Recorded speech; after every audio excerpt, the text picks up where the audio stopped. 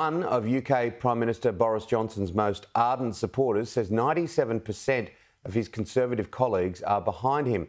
The Tories used to be backed by Northern Ireland's Democratic Unionists too. But tonight, its leader has told Sky News Boris Johnson needs to prioritise Northern Ireland rather than distractions in Downing Street. Why did you resign? This is the Prime Minister's former Chief of Staff, Dan Rosenfield, who resigned last week.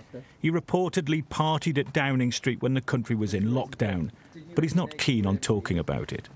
The problem is, Downing Street has become the story.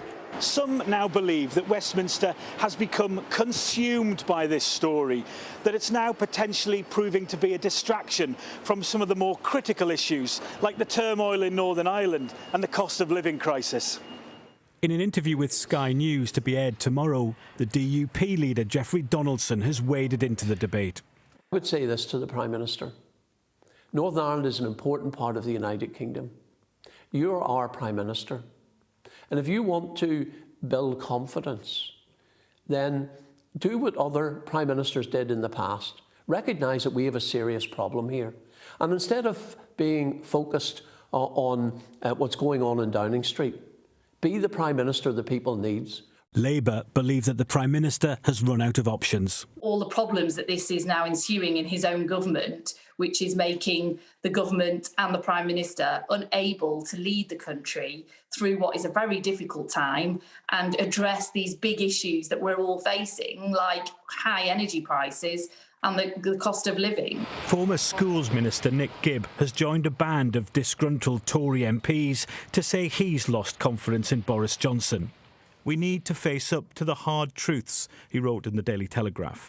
To restore trust, we need to change the Prime Minister.